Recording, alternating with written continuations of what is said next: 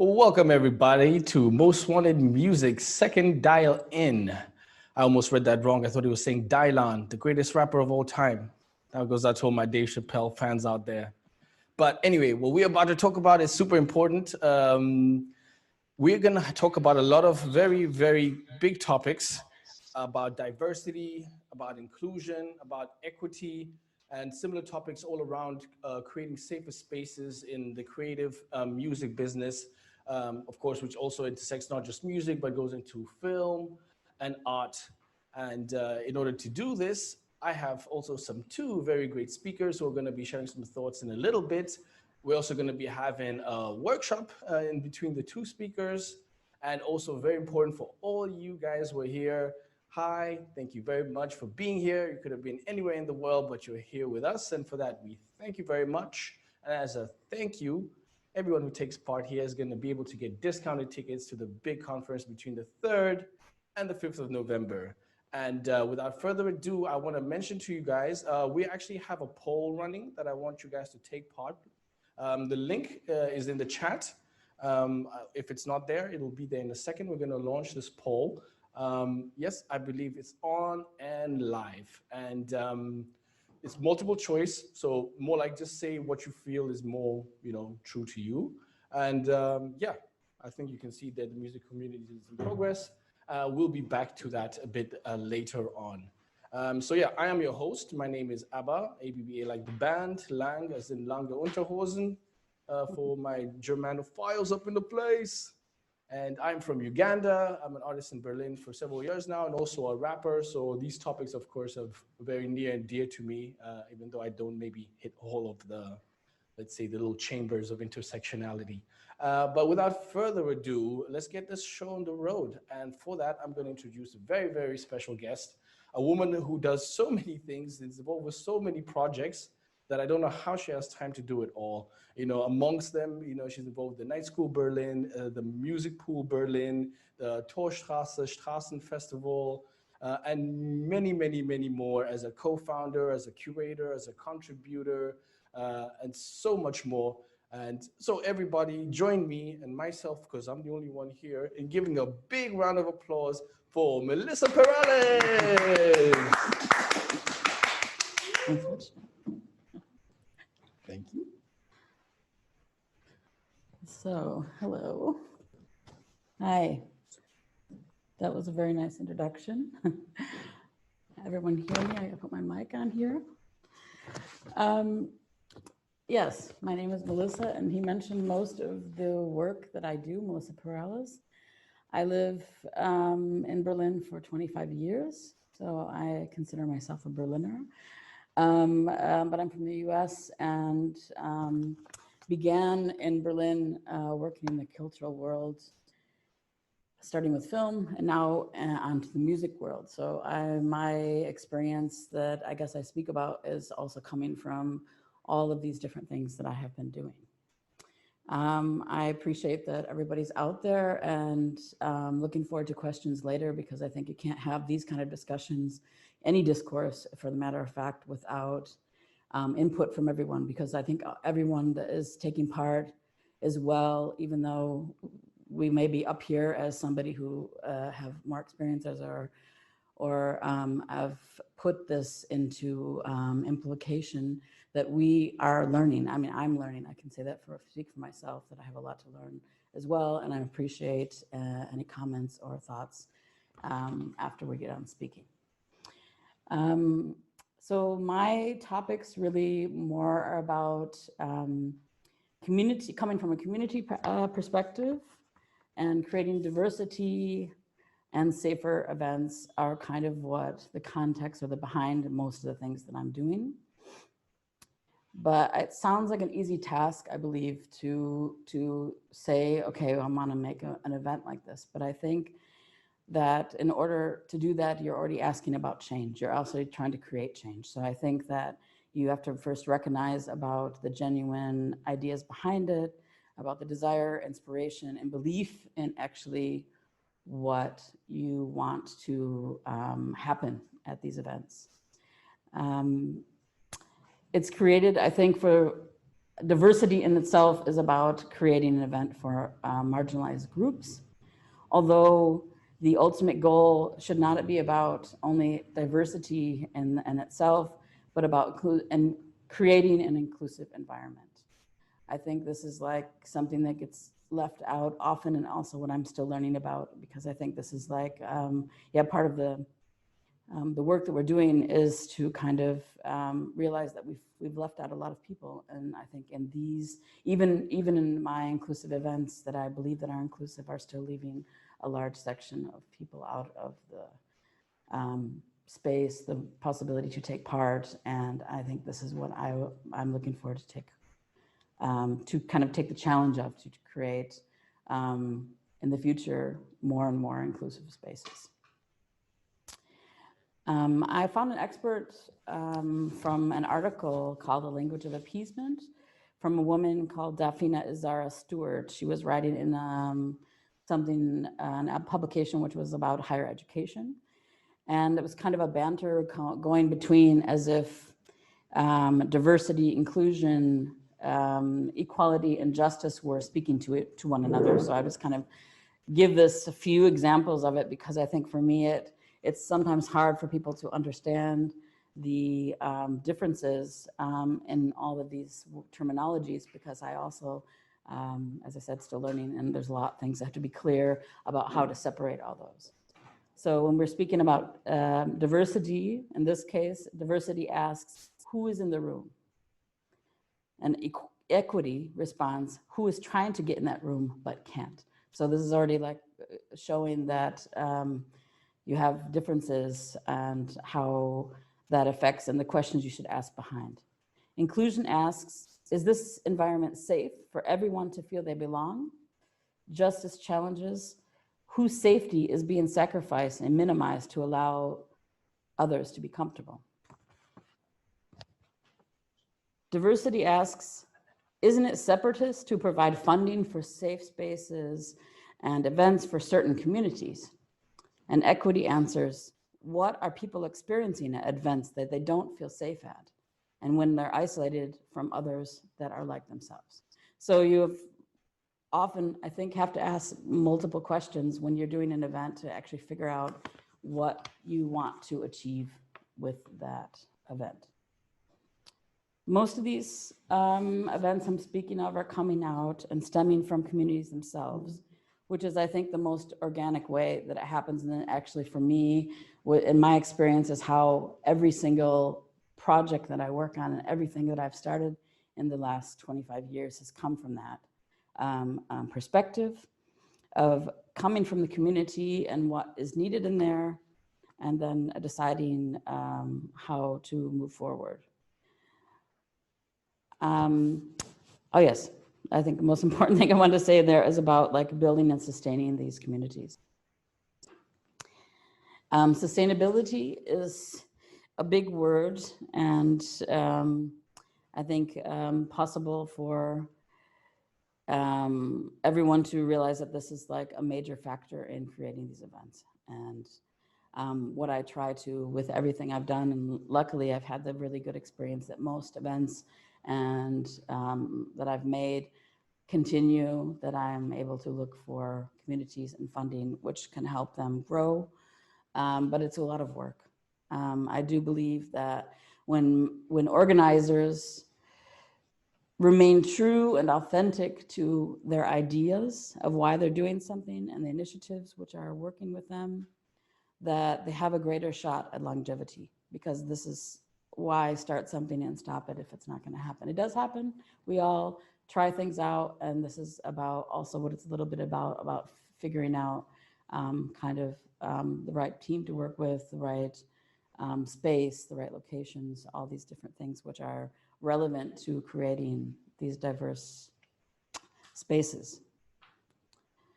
I have 25 years, as I said, in this business, and organizing many different things, from currently live music to film to art projects to I had owned a restaurant, so I know a lot about like that experience. But what I have to say is, like I think it was roughly 10 years ago that I actually woke up and realized that like, from different conversations that were being had, especially around the gender debate, that I was missing a lot. I was not asking a lot of questions, and I was not looking around to see who am I leaving out when I'm doing my work, my curating, when I'm it's not just about like, okay, we put something on that's great because it's a great music or great band or a good film or whatever it is you're actually making. It's about like other things which are about creating something that looks like the world around you. And I think this for me was really an impactful time period, because also I had to look back at myself, and it's about identity. And identity is very, very woven into all of my work, because you look, when you look into yourself, you can also then look around and turn it around and say, okay, these are my experiences, and flip it, and then try to understand other people's perspective. So really getting inside the shoes of the artist, of the fans, of the venues, of the people that are, you're trying to do things, and really trying to understand their perspectives and create this event for them and for yourself and for everybody that's going to come, because we're all learning something from this. What did I want to say? Something also relating to that. Yeah, also, yeah, because I realized that I am, in that sense, I had to ask myself if I am also a gatekeeper. And a gatekeeper for me doesn't only relate to, am I able to pay somebody thousands of dollars to do something, but it's about like, do I have the power to give somebody else a platform? Do I have a space which I can offer to somebody that they can get up there on the stage and do their thing, to shine or whatnot? And I think this is a part of where I said, yes, I do. And I had to ask myself, what am I going to do about it? I have this little world, even if it's just a small stage here and there, but I'm creating something that would be able to be used by a lot of other people and for the right reasons.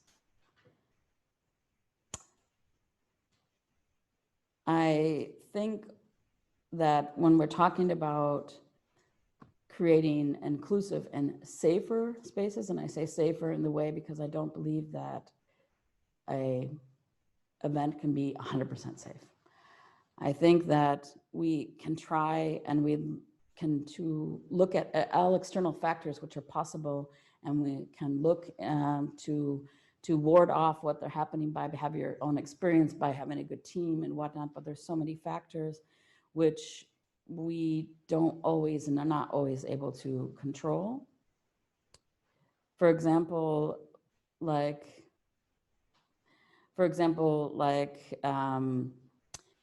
not having a venue which is possible for every music fan to come into. Music fans with disabilities are not able to come into your event because there is not any way for them to enter the space. There is no toilet for them to go to. For having security guards who are hired out from different venues, which are clubs, which have nothing to do with the event you're doing, and are not able to fulfill their job really of creating a safe space for you, because that's not their position that they feel they are intended to. So, and therefore we have to look at the community to take over part of that role. And that's why we see a lot of great events having awareness teams and being the eyes, the ears, the heart of keeping the people that are there safe. This is a really important aspects of this.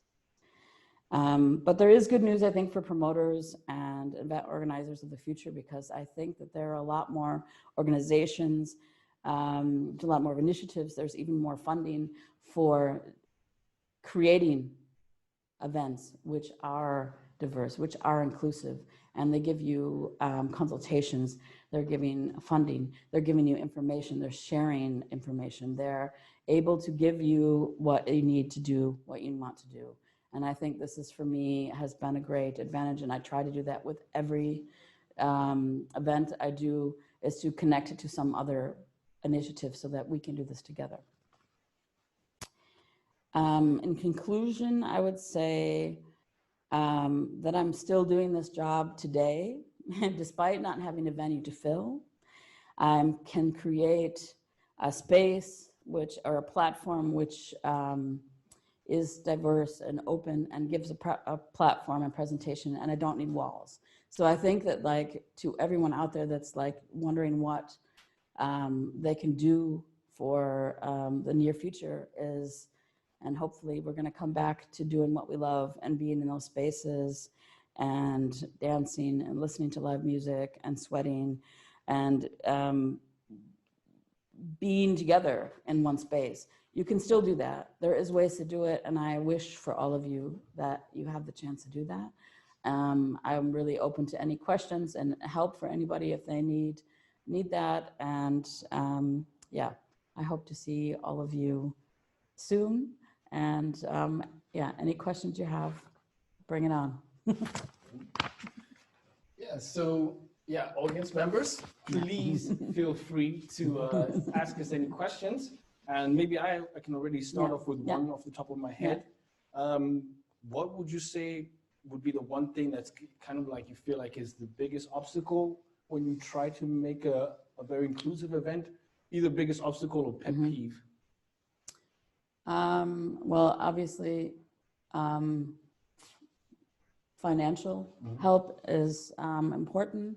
That's why most of the things that I do, I try to receive some funding for, because I believe that a very important aspect to actually helping my community and helping the people that belong to my, I would say, intersectional world is that they need to be paid. And I think that I don't want to do jobs, and I don't do many jobs without getting paid also, even if it's a token, because it's about the respect. It's about like saying, I see you, I know that you're doing that, and that's exactly what I wanted to do. I might not be able to offer the world, but I'm going to offer them something so they know that I respect them, what they're doing. And I think this is an important part. The way we can support our community the best way is to pay them. I would say that an obstacle is finding spaces, as I mentioned, which are able to be inclusive, friendly, you know. And in Berlin, I think it's rather hard, to be honest. If you even try to make a big event, there's most of the places like the big theaters and the big spaces, which are event spaces, they're not fitted with elevators. They don't have, you know, they might have toilets, but they don't have elevators. So what do? You know, carry your, you know, audience up the stairs. It's just not respectful. And I think we need to change that. We need to like change the laws, and we need to make it so that everyone is welcome. You know, I think this is, for me, would be my ultimate dream someday. What about, because you mentioned trying to get funding, do you feel like the people who are able to fund, that they have enough like avenues open to just strictly events that are strictly designed to be inclusive, or they're more kind of like overall, we just give money to the general, let's say, public who apply, or are there people who are specifically saying we're going to target and try to give a little resources to these underserved communities? I believe that, I mean, all I know, I would say the music board, who I work the most with, has been doing a great job in general about inclusiveness and workshops and putting them on the map basically in Berlin and making it a conversation, because it has not been a conversation. And I think this is like something I really appreciate that they're doing, and I'm also learning through them, through the projects that they've done so far. And yeah, I'm hoping that maybe some funding can be then directly for that reasoning, so that, you know, if you're a venue and you say, oh, look, and I believe they did start something in a small way. I don't know what the kind of denominations are and how much you can expect to get help with, but I think, like, you know, if you need to get a ramp for your place to be, you know, at least that somebody can come in, as long as you then can then, you know, or put a fitted toilet, it's properly VC in there that's working, and making it in general. Because I mean, a lot of spaces that we go to and the places that I work with are really, you know, they just were created out of, you know, a love from a lot of people, and they weren't fitted originally with, you know, doors that were wide enough and whatnot. So, I mean, that's just one aspect of the inclusiveness that maybe would be help the venues to get themselves kind of up to date and be happy, ready. Yeah. I have a question here from the audience. Yeah. And it's if we always have to learn, how do we know we are doing things properly? How and where can we learn and check we are on the right track? Well, I mean, since I'm always learning, I think that you can't always know that you're 100% up to date with everything. I think that you have to take the knowledge that you have. You can double check things when you go get ready to do it, especially if you're doing a larger event like a festival or a conference. Like you have to ask a lot of questions, and hopefully you have a lot of team and a lot of brains that are thinking about it with you, so you're not alone. If I do a show by myself, which I do also often, are used to, that is a lot relying on me, and I do have to then, you know, there may be things that slip through there, but I know that I look at every single show as an individual event, and I look at it and have my checklist. I make a checklist, and I go through and think about all the things that could possibly happen in that realm of Murphy's Law. Yeah, and like being, but I think a lot of it's experience too. Like, you know, if you are doing things a lot of years, you're able to problem solve and to jump in and know who you can help with. Yeah. I think if I just wanted to quickly maybe add something to that, is to the person who asked that question, is like, I think sometimes when we speak about like kind of like thorny issues or topics that could easily get thorny, I think sometimes it's good to remember that like it's okay to ask these questions, and we don't necessarily know all the answers, and it's more of like an open discussion. So I think it's also kind of important to also acknowledge that sometimes people should be not afraid to ask, or maybe if they're worried that they're maybe not doing things good enough or being good enough. I think it's more, everything is like a process, and just even the fact that you ask that question already shows you're on the right track. That's right. We'll maybe not even get there anytime soon. So yeah. Good. Time for one more, or no? More questions? Okay, so they're coming in. So I guess we're going to say goodbye now. Yeah, so to Melissa Perales, Night School Berlin, Music Pool Berlin, Torstrassenfestival, several more that right now I'm blanking out. We have more information, of course, in the event page and links and so forth. And of course, you can Google. Yeah. Unless you're a binger. You can do that too. I will. I also wanted to possibly, like in the next, I can't get to it today, but in the next days, I try to put a resource list of some places that maybe, if you're living in Berlin anyway, that could help you out with some things for creating events and other people that are doing really good work. Okay, thanks. Bye. Yeah, thank you very much, Melissa. Oops. Oh, yeah. On with me. Yeah. So, okay. So now we've come to the middle section. We still have one more speaker that is to come, but we're going to have break things up a little bit. I believe, do we have the poll results? They're ready? Afterwards. Okay. So, yeah, it's still going on. For those who haven't voted yet, please get on it, because we want to have, you know, results that are really representative of the people taking part.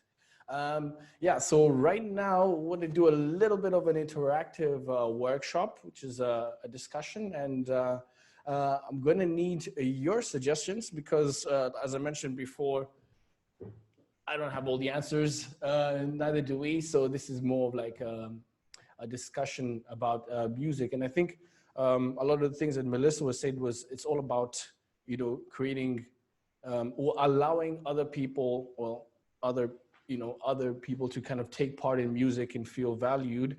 And sometimes I feel like the way the music industry is kind of set up, it's got sometimes a very Eurocentric or some kind of ethnographic lens with which everything is viewed. So for example, I have a question, and when I ask you to think about world music, can maybe some of you guys maybe, you know, take 10 to 30 seconds or so to think about what type of world music, what pops to mind? Because obviously, like, the world is a big place, and even pop music from Europe is also made in the world. And of course, when world music comes up, people are thinking of Africa, they're thinking of Asia, and you know, Africa is of course a country, it's not 51 states or so. So there are differences. So please, maybe some people, when you do think of world music, what comes up to mind? What kind of genres do you have? I mean, I can think of, for example, the Caribbean, there's soca, there's calypso, there's a wide variety. So do we maybe have a couple of suggestions from the people out there?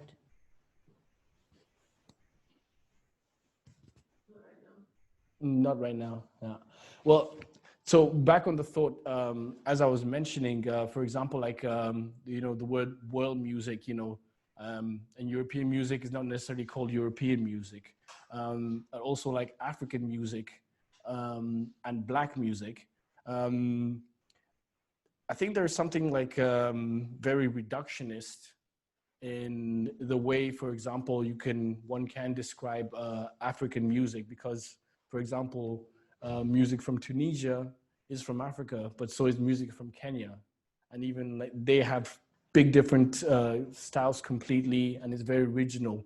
So I think more like what I'm trying to say is one of the ways we can foster this more openness to otherness rather is to maybe, instead of like defining things as one big encompassing umbrella, such as world music, maybe we can focus more on mentioning the particular regions and particular peoples that make these kind of music or their own type of music, and maybe let them also have a space to shine. For example, also like with hip hop as well. There's old school hip hop, there is trap music nowadays that the kids seem to like. People think of the 90s boom bap, West Coast gangster rap. Yeah, so I think maybe like there's a way to think about all this music that celebrates more. So have people, yeah.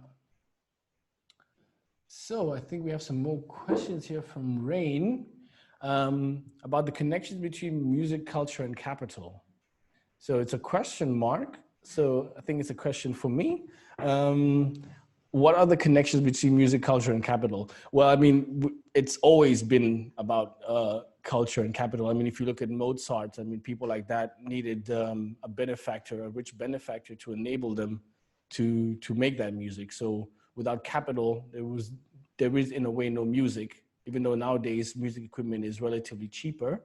But if you look at all the money being spent in the music industry, is it being used to perpetuate negative stereotypes about other people because the money is being given to maybe the gangster rapper so you'll see plenty of videos with questionable treatment of women, of gay folk, or the whole LGBTQ, and then you'll have lots of great rappers in the underground, and they're not necessarily being funded because it's not controversial enough to get a lot of clicks to be. So definitely we cannot forget the connection of capital and music. And I think that goes back to what Melissa was saying before about funding, making sure that other people also get to feel valued for their contributions and their work outside of the normal mainstream capital streams. Were there more questions on the screen? Sorry if I keep looking over at the screen. Okay, so reading through. So we'll go back to the topic.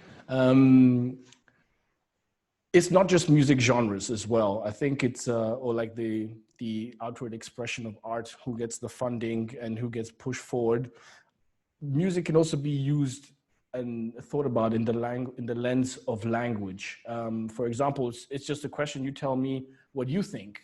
For example, a lot of musical equipment might have some terms which are up for review, let's just say that way.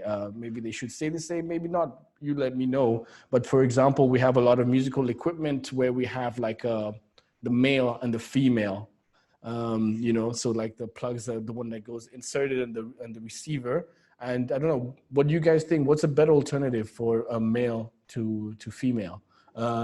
Another one, for example, that we hear often is a slave and master systems. And of course, when you think about it, considering that a lot of the music industry is very Eurocentric and the history of slavery is very problematic. So I don't know, what do you guys think would be some of the other alternatives apart from male, female, slave, master? I have a few suggestions that I want to give, but then maybe someone in there, or maybe you guys just disagree and think that that's the legacy. We know that the sound engineer does not mean bad when he says slave and master, and that's fine. But what do you guys think? I mean, so there I definitely see one suggestion from the crowd, and I think that's an amazing one because that's actually one I was thinking of also providing. So instead of male and female, how about plug and socket? That way it takes any connotations about, you know, which one is superior and which one is not. And the same thing with also the master and the slave, for example. Instead of like master and slave, how about leader, follower? And of course, if any of you guys also have like suggestions, I'm all ears. There is this great article in CDM, which we have for you, which we're going to link in the chat, that has a nice article that's breaking down these topics in much, much more detail. So for those who are curious, please look through in the chat. We'll post that link if it's not yet there. Yeah, other than that, any more questions?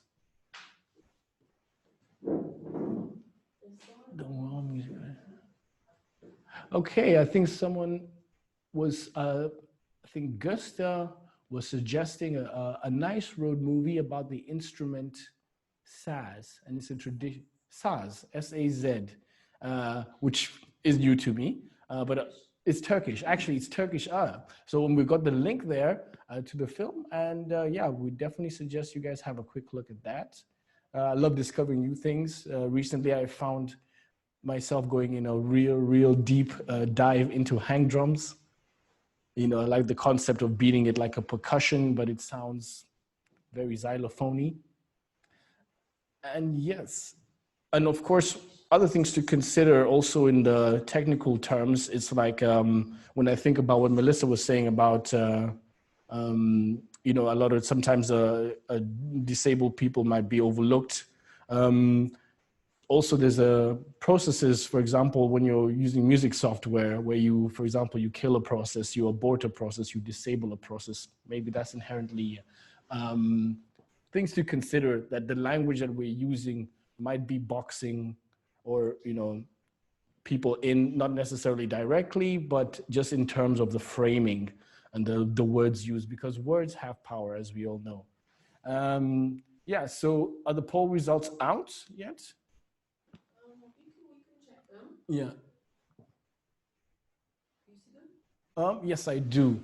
So, for example, back to the poll results. The first question was, do you feel like you belong to a music community? Surprisingly, no one said no. And most people actually feel that they are part of the community, both locally. So not just they don't feel like they're in their own local space and in a global space, but locally. I think that's cool.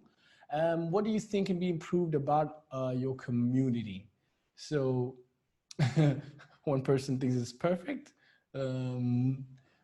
but actually it's very interesting. There's definitely a need for more diversity and yeah, colonization and safe space. So there's work to be done. Was there another question further down? No. Yeah, just those two questions.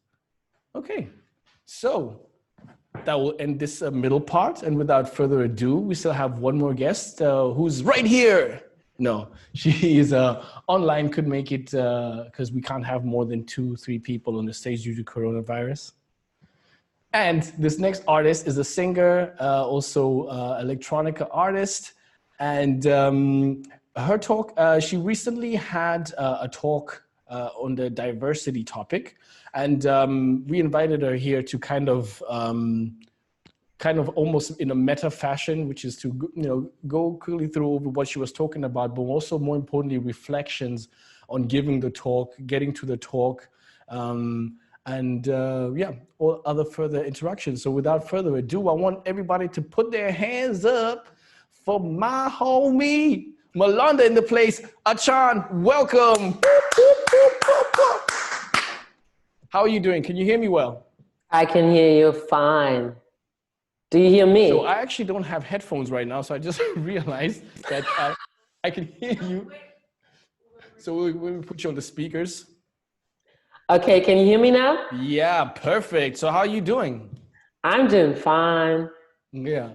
So yeah, maybe just quickly before I hand it over to you, maybe you just want to give a quick introduction about like your music, and I'm sure that's also going to lead into some of your experiences that led to the talk. So maybe just a brief introduction into you, the artist. Well, I'm a singer-songwriter who focuses on electronic music, but with German lyrics, and it's very much chanson in there. And as you can see, I'm a Black woman. So of course, it's always been a topic, you know, I've always been assigned more to, you know, hip hop or R&B, and everybody is always super surprised. Why am I doing what I'm doing?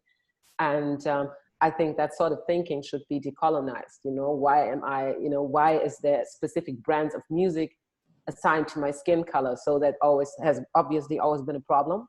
Mm-hmm. So, but then on the other hand, I'm also a queer woman. So there's this thing that my first, you know, when I first entered into activism, I came from a queer feministic standpoint, you know, and then later I realized that race can never be quite taken off the table. So it has to be, I have to always address issues intersectionally. And so, you know, everything sort of fell together there. Yeah.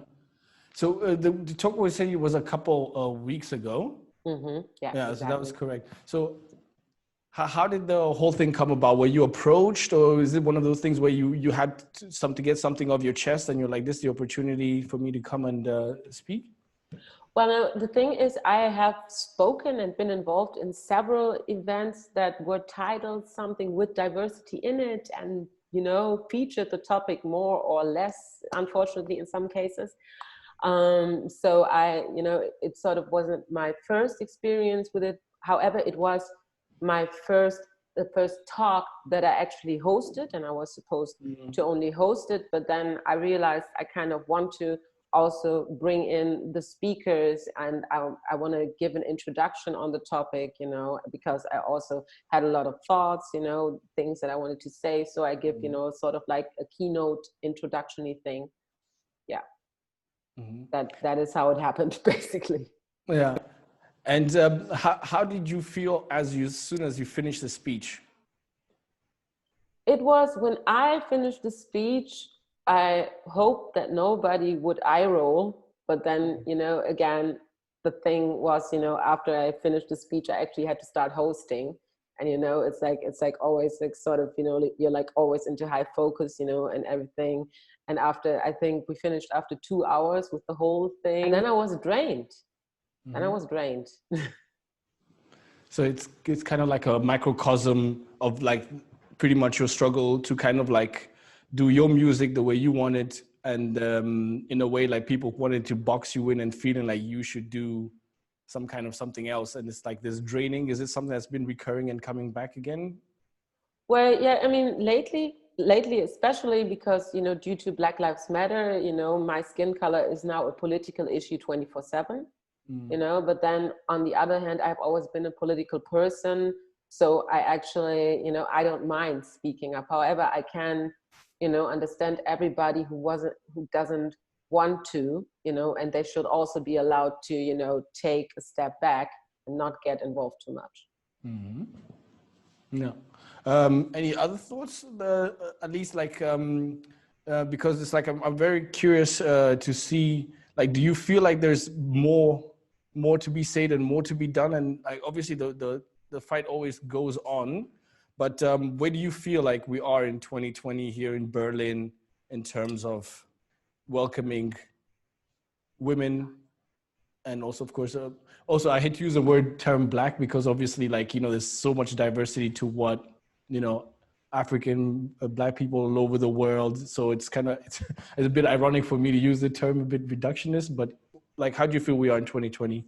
Well, you know, I think as Blackness more of like a social construct. So I actually would say that Black is a term that can be used. However, if I would have to describe my heritage, I would have to say Afro-diasporic. for example, you know, because both my parents are from Africa, but from different countries. So I'm actually half Congolese, half Sudanese, you know, and so it would be Afro-diasporic.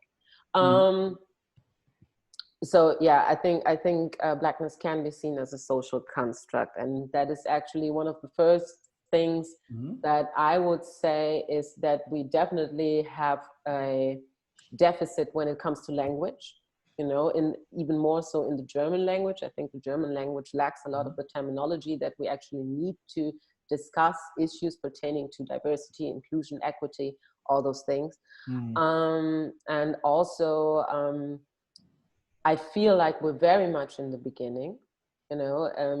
It may also be partly a German problem. I'm not really sure about that, you know, but I grew up in German culture, and I realized that looking outward, outside of this country, I learned so much more about certain issues that we need to talk about in 2020. And so we're taking baby steps here, I think. Yeah. Okay. Yeah. Well, I think for now I'm going to stop interrupting you every 5 seconds with my questions. I can't help myself. I'm a talker. No, ask me anything. Yeah. Okay. I mean, so maybe like if you want to say some words, and then I'll gather some questions, and then I'll come back at the end. And of course, people from the audience, don't let me do all the talking. I heard my voice. I love it enough. Help me out. Yeah, your voice is quite nice, so I can understand how you feel.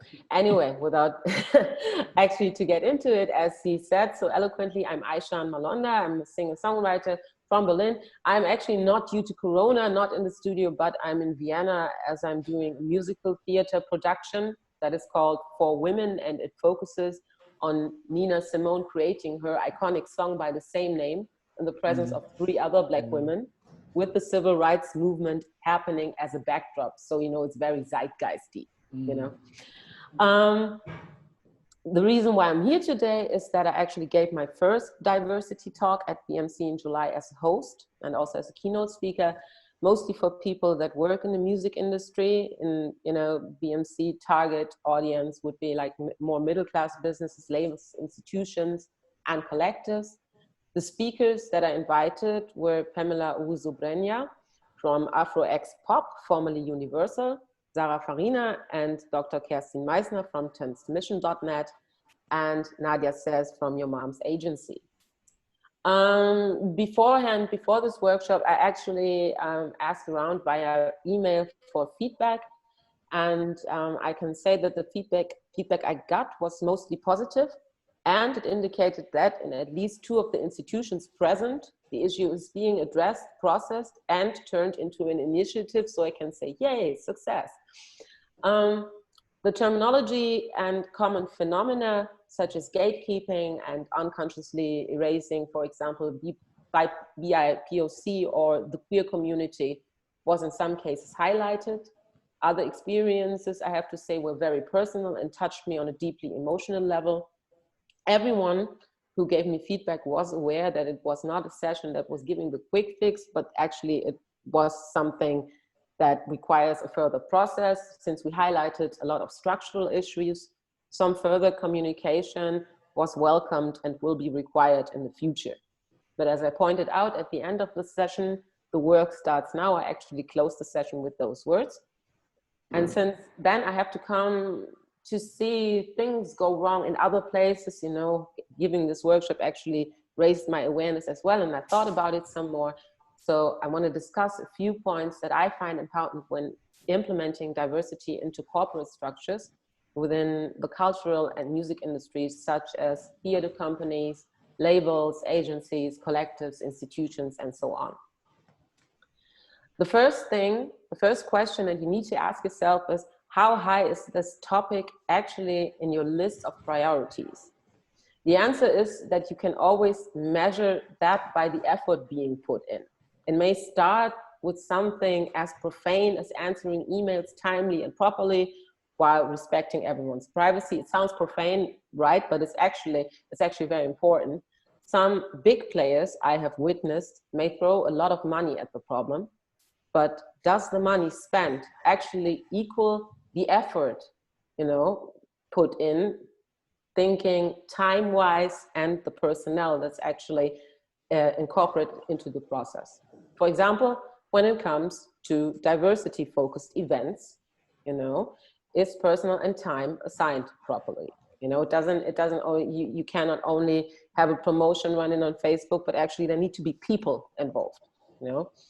Are internal structures being looked at?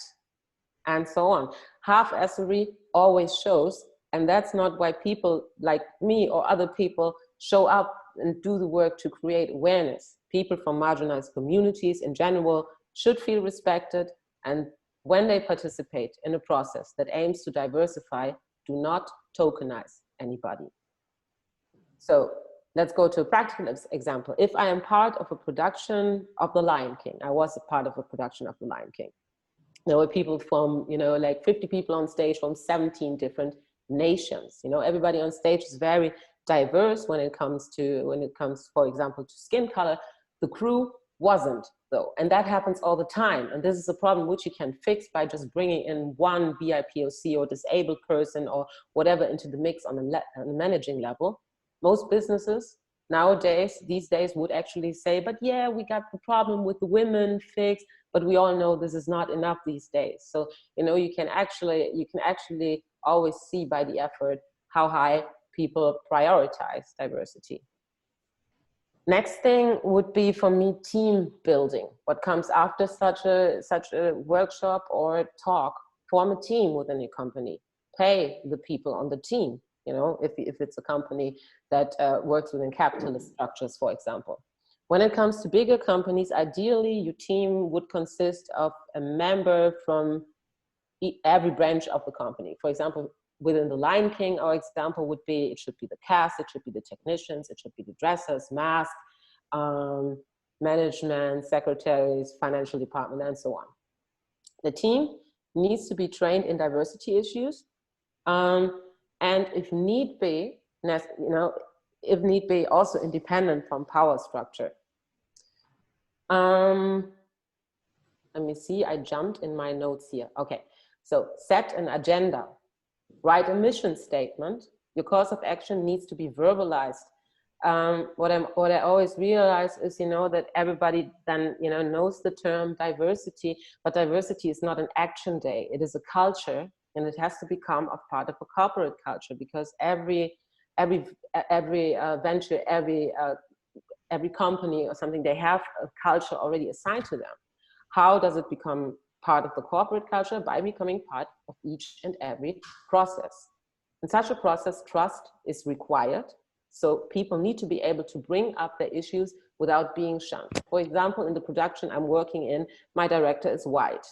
And she's working with only Black people. So if she would be saying something problematic about Black culture, best case for me would be that I am able to address this toward an independent person. You know, the agenda being set, you should check in regular time intervals. You know, if you can do this monthly or weekly or quarterly or whatever. Assign resources. As I said before, do so correctly, you know, not only money, also time and personnel. It needs to be balanced. So you have had your diversity training, right? So that's a good thing. It's a good first step. What needs to happen now is you need to introduce regular theme-based events and talks, you know, invite actual specialists, not just random marginalized people, or worse, non-marginalized people. It happens, it happens. I could go on. No, but to speak and further your education, you actually need to have these events. Have specialists also look over your processes, and the participation, and that's very important, it should be mandatory from management to freelancers, for example. Also have people give feedback to check if everyone is part of the process. And lastly, let's look at the people, you know, hire from marginalized communities. Approach the people that you hire with respect. Don't tokenize them, I've said so before. You don't know anybody who is qualified for the job that, you know, that you actually want done. Then you have to go look for them. Most importantly, go out of your way to actually look. Don't be too comfortable about this. Don't take the first person you know. This process may be an uncomfortable one, but so is being discriminated against on a daily basis. And if you want equality, diversity is key. It has been highlighted many times. But on the plus side, as Melissa, for example, pointed out, it will also make you more successful in the long run. And as I've been saying, I will close with the words from the workshop, the work starts now. So that was my really, really quick reflection on my workshop. Mm-hmm. Yeah, thanks. So, and actually you're just in luck, because I just saw a quick question, which I can't help but ask, because I think Charlotte actually asked the question a bit much earlier, and it was actually for Melissa, but the topics are a lot very similar. So she was asking, do you have any advice how to check your privileges in the best ways as an organizer? I believe you probably answered that question mostly, but if you do have something to add to it, I'm sure Charlotte would be delighted.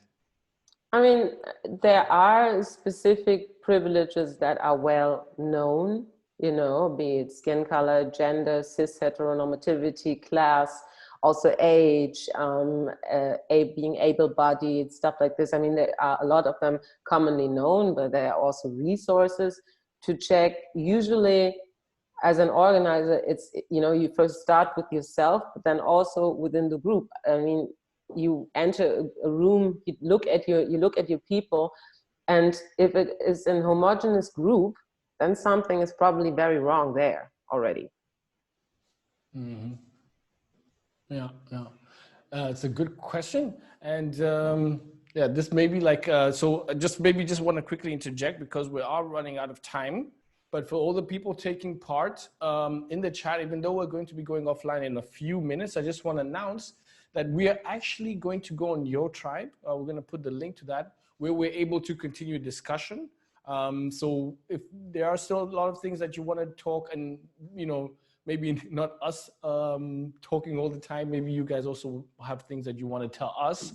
So we just put a link there to Your Tribe, where we're going to open up a new chat where we can then just continue the conversation, whether for 5 minutes or 30 minutes. We'll leave it up to you guys to decide. Yeah, so, and of course, we do have, as I mentioned, we do have a discount for those who are taking part of this thing who want to go into the conference in November. There's also a link there for more information. So now, before we go, yeah, maybe you also have some, in the last 5 minutes or so, some, yeah, oh yeah, before I forget, on the conference, of course, there's a reason why you should definitely sign up, and that's because we're going to have lots of great speakers, including Madame Gandhi, Pansy, Prince Emra, H.P. Lovecraft, Wheezy, Stacey Hotwaxx, Drea, Crystal Monnier, and my homeboy, Ola the Den. So it's definitely going to be worth it, and you all should definitely join, and we're giving you a big discount. So, you know, it's on sale. You got to take part. So yeah, now back to you, Chan. Maybe you have some other closing remarks or so before we wrap it up. I don't know. I don't have. I mean, when I was thinking about the idea, you know, when you were the ideas that being put forward, you know, plug and socket, I actually like, you know, for a master and slave. Leader and follower, I wasn't sure about, because for me, it feels too close to power dynamics. And I feel if we want to decolonize, we need to go away from power dynamics in general. Yeah, that's definitely a good point. There was also a third one, which I had it here written down somewhere. Yeah, main versus secondary. Yeah, that's also not as bad as leader versus follower, but you know, it's still, yeah. I don't think, you know, it main versus secondary actually touches on class, and class is not great either. Yeah, it's kind of like, I can also understand what the other person was saying earlier about, like, if we're constantly learning, like, how do we know we're doing on the right path? Because I think it's a bit of a minefield, where I can imagine some people are like, yeah, but then, you know, I'm confused, like, you know, you're trying to censor me, or like there's a feeling that kind of like their rights are being impinged because they're being forced to. The thing is, what's most important is actually that you don't censor yourself in the way that you feel that you shouldn't say anything at all, because we are allowed to make mistakes, you know. So if you are not sure, you can always ask, you know. That's what I usually do, you know. But because of being, you know, because as I'm saying, I also make those mistakes. I probably made a couple when I wrote down my thing, you know. And I'm still learning, as Melissa said, we're all still learning, you know, because we all been part of this culture for so long. We've been born into it, you know. So it's always, nobody was born with the knowledge that has to come out of you know, to that knowledge that creates an equal society. Well, I also, like, just quickly before we switch over to the Yo Tribe, I maybe wanted to bring it right back to your music. If you had to sort of create, like, maybe either create or somehow merge some words together to give yourself like describe a genre for yourself, have you ever like once thought like this is what you would call it, or if there was a specific word to describe like your particular perspective, like with the music you're making that kind of like makes it your own? Electronic diva pop. Electronic diva pop. That's a good one. Yeah, because I think like, yeah, it's always nice when, you know, when you get like several words and get very specific. I'm still trying to find mine, because mine is so far a sentence. I have to find the 3 words like you did. I basically describe my music as razor sharp wit over varied soundscapes, reflecting post-millennial angst and revelry. Dude.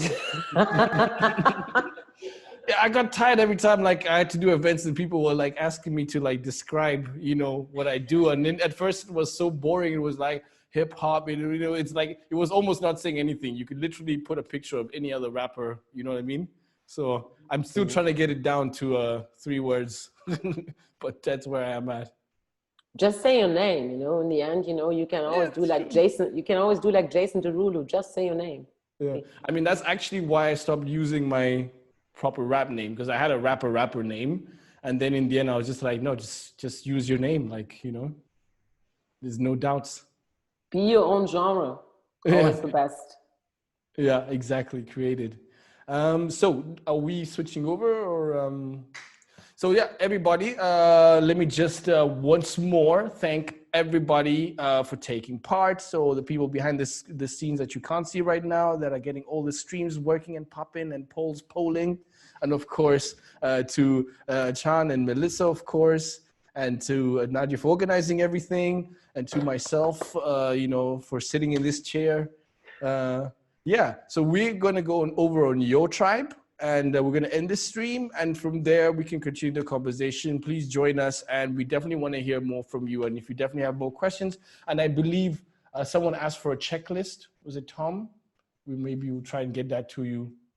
Join us on Yo Tribe, and then we can be specific what checklist you need. Hope it's not my shopping list that I forgot to do earlier this morning. And yeah, thank you for joining Most Wanted Music, Dial In, number 2, conference in November.